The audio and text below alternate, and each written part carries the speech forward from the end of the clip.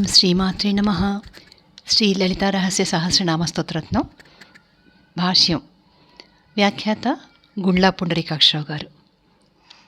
ఇప్పటిదాకా మనం 800 నామాలకు అర్థాలు చెప్పుకున్నాం. ఇప్పుడు 801వ నామం పుష్ట. పుష్టాయే నమో నమః. పుష్ట అంటే 36 తత్వములచే పరిపుష్టి నొందింది, 36 గుణాలచే పరిపుష్టి నొందిన శ్రీమాతకు నమస్కారం. 36 తత్వాలు, సకల కళలు, గుణాలు, నవరసాలు, ఆనందం, వీటన్నిటి చేత పరిపుష్టి పొందింది శ్రీలలితా పరమేశ్వరి. 802వ నామం పురాతన. పురాతనాయే నమో నమః.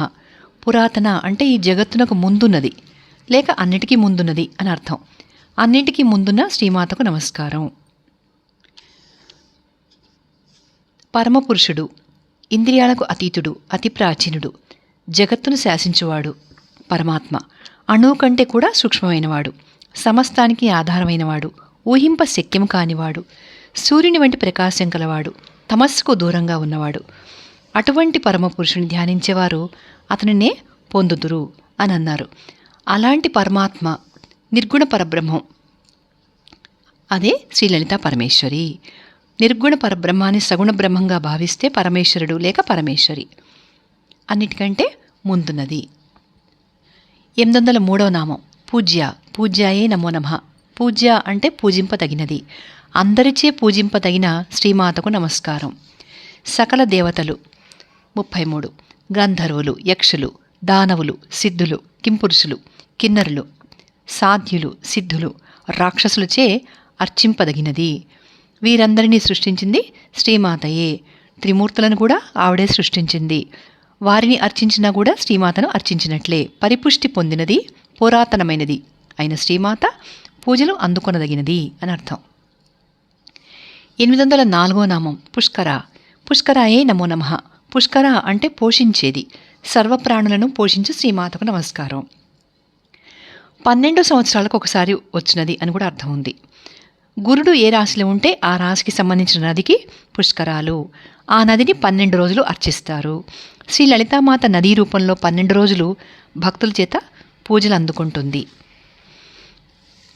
అలాగే 805వ నామం పుష్కరేక్షణ. పుష్కరేక్షణయే నమో నమః. పుష్కర ప్లస్ ఈక్షణ, కలువల వంటి కన్నులు కలది. కలువల వంటి కన్నులు గల శ్రీ లలితాదేవికి నమస్కారం. శ్రీమాత కలువల వంటి అందమైన కన్నులు కలిగి చల్లని చూపులతో భక్తులను సదా కరుణార్ద్ర దృష్టితో అనుగ్రహిస్తూ ఉంటుంది. విష్ణు సహస్రనామంలో కూడా 561 నామం పుష్కరాక్షాయ అనుస్తుంది. 806వ నామం పరంజ్యోతి. పరంజ్యోత్యై నమో నమః. పరంజ్యోతి అంటే పరబ్రహ్మాత్మకమైన తేజస్సు కలది.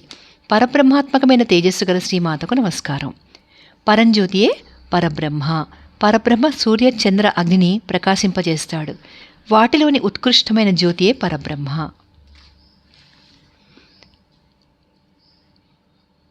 807వ నామం పరంధామ.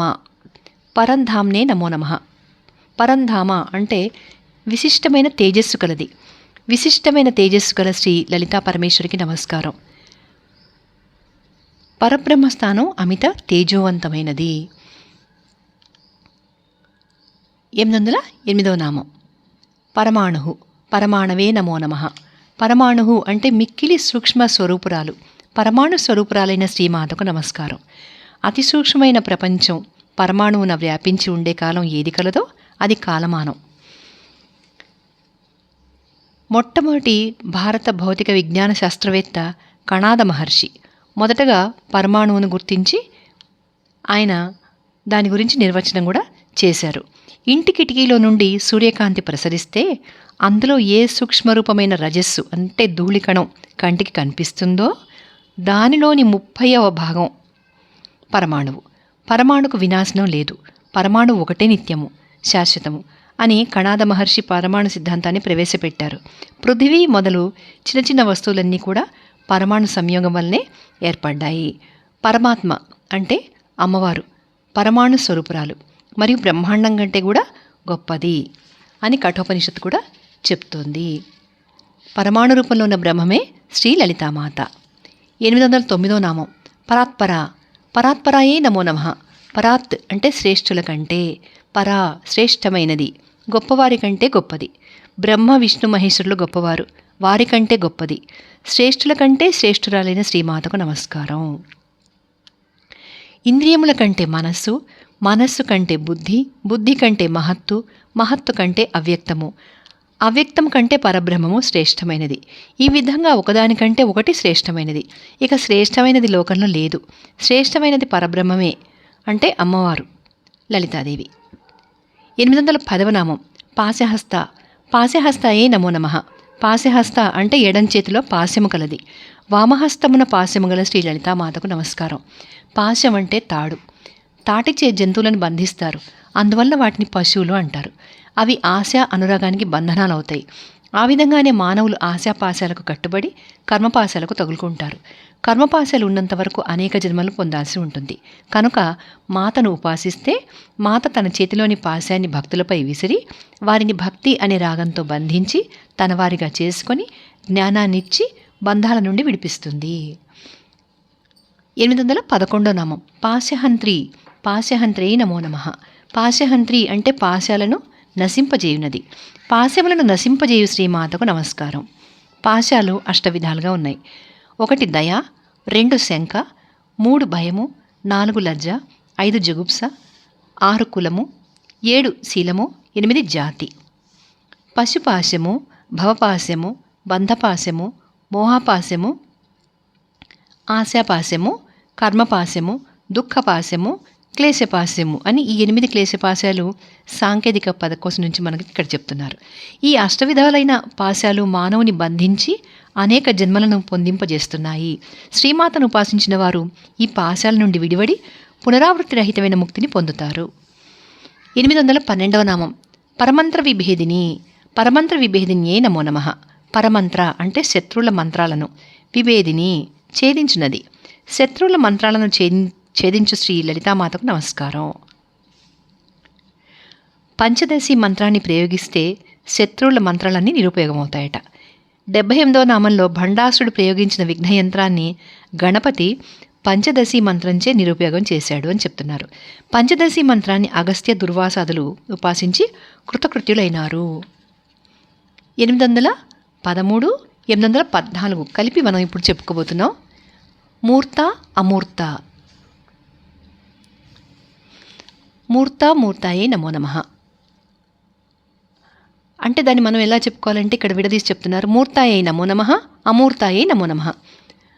మూర్త అంటే రూపములు కలవి, కంటికి కనిపించేవి. అమూర్తాహ రూపము లేనిది, కంటికి కనిపించనివి. మూర్త అమూర్తములలో ఉన్న శ్రీమాతకు నమస్కారం. మనుష్య పశుపక్షాది వివిధ జాతులకు సంబంధించిన వివిధ శరీరాలు మూర్తములు. ఇవి ప్రకృతి అంశతో జన్మించాయి. ఇవి పరమాత్మ అంశతో అంటే చేతనాత్మ అంశతో సంయోగం చెంది శరీరాన్ని ధరించినాయి, అంటే ఆకారాన్ని దాల్చినాయి. నభము, మరుత్తు, శిఖ, వారి అంటే నీరు, యం అంటే భూమి, ఈ పంచభూతాలచే ఈ శరీరాలు ఏర్పడ్డాయి. వీటిలో మూర్తములు అగ్ని, నీరు, భూమి, ఆకాశము, వాయువు అమూర్తములు అంటే మనకు కనపడవు. మూర్త అమూర్తములు కలిసిన రూపమే ఈ ప్రాణుల శరీరాలు. ఈ శరీరాలు నమః శివాయ పంచాక్షరి నామంతో ఏర్పడ్డాయి.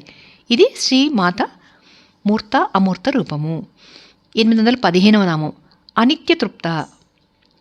అనిత్యతృప్తాయే నమో నమః. అనిత్యతృప్త అంటే అనిత్య అంటే నిత్యము కాని ఉపచారములచే, తృప్త తృప్తి చెందినది. నిత్యము కాని ఉపచారములచే తృప్తి చెందు శ్రీమాతకు నమస్కారము. అంటే మాతను షోడశ పంచ ఉపచారాలతో అర్చిస్తారు. ఉపచారాలు నిత్యములు కావు, అప్పటి వరకే ఉంటాయి. నిత్యమైన భక్తి అనే ఉపచారం ఒకటే ఉంటుంది, అదే నిత్యమైనది. భక్తి చేతనే మాత తృప్తి చెందుతుంది.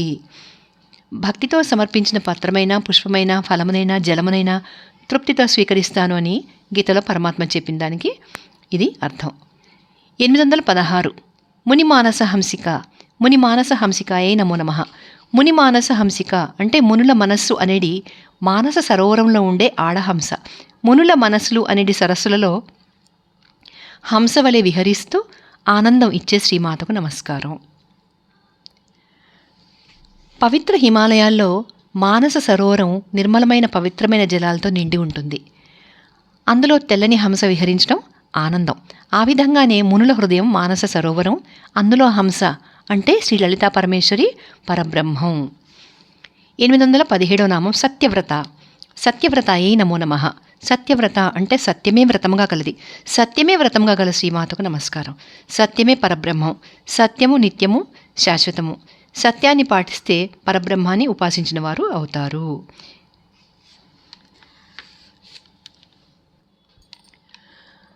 శ్రీరాముడు సత్యవ్రతుడు. తనను శరణు పొందిన ఎంతటి శత్రువునైనా రక్షిస్తాను అని సత్యమే వ్రతంగా కలవాడు సత్యవ్రతుడు. లంక నుండి విభీషణుడు వచ్చి శరణు పొందినప్పుడు అభయమిచ్చి లంకకు రాజుగా చేసి తన సత్యవ్రతాన్ని నిలుపుకున్నాడు. లోకంలో సత్యమే ఈశ్వర స్వరూపము. ఆడిన మాట తప్పకుండా పాటించాలి. అందుకు తగిన శక్తినిచ్చేది శ్రీమాత. సత్యాన్ని పాటించడం సదాచారం. సత్యమే జయిస్తుంది, అసత్యం జయించలేదు. సత్యము ఆధ్యాత్మిక జీవనానికి ఉత్తమ మార్గము. నిష్కాములైన ఋషులు సత్య మార్గాన్నే పయనిస్తూ సత్యపదానికి చేరుకుంటారని ముండకోపనిషత్తు కూడా చెప్తోంది. ఇప్పుడు 818వ నామం సత్యరూప. సత్యరూపాయే నమో నమః. సత్యరూప అంటే సత్యమే రూపంగా గలది. సత్యమే రూపంగా గల శ్రీమాతకు నమస్కారం. సత్య ధర్మములు అసత్యముచే పాపముచే దురవస్థలు పొందినప్పుడు శ్రీమాత అవతారాలు దాల్చి రక్షిస్తుంటుంది. సత్యధర్మాలు ఒకే నాణ్యానికి ఇరువైపులా ఉన్న బొమ్మల వంటివి. 819వ నామం సర్వాంతర్యామిని.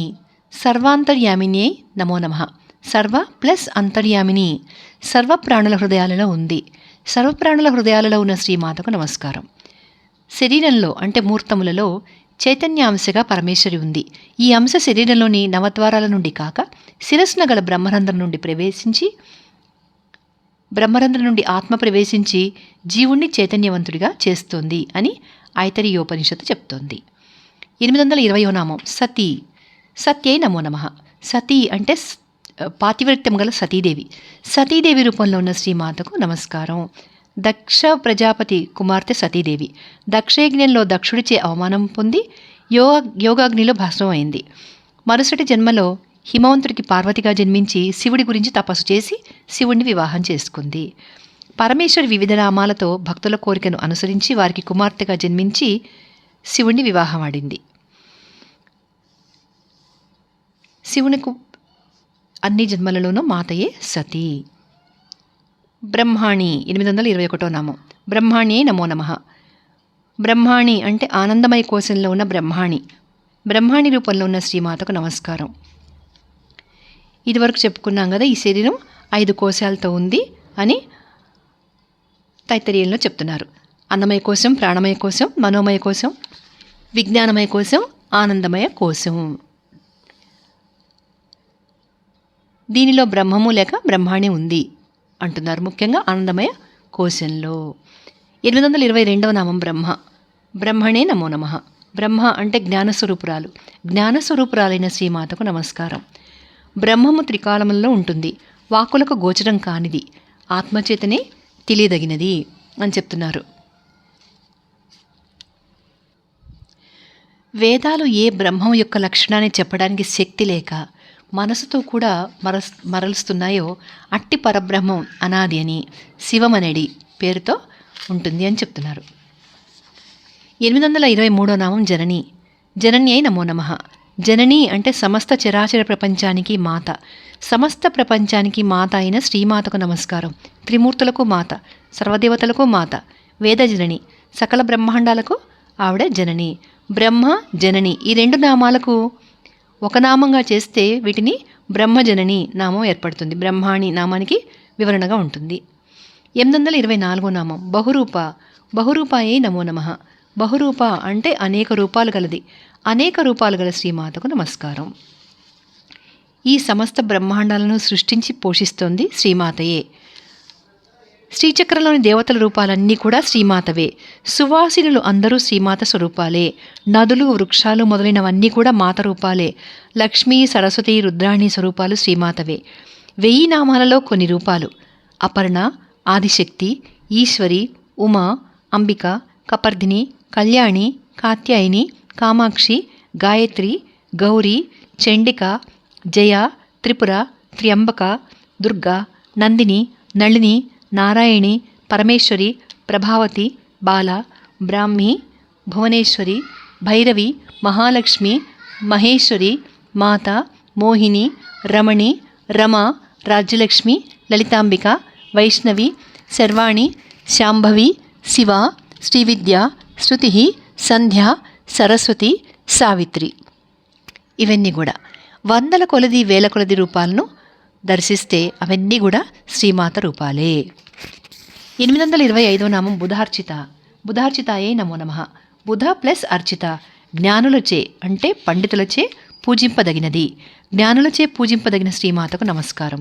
బుధుడు అంటే పరమాత్మ జ్ఞానము కలవాడు. పరమాత్మను 4 విధాలైన వారు అర్చిస్తున్నారు. వారిలో జ్ఞానులంటేనే తనకు ఎక్కువ ఇష్టమని పరమాత్మ చెప్తాడు. సంపదలు కోరువారు, శారీరక మానసిక వ్యాధులకు గురైన వారు, పరమాత్మ తత్వాన్ని కోరేవారు,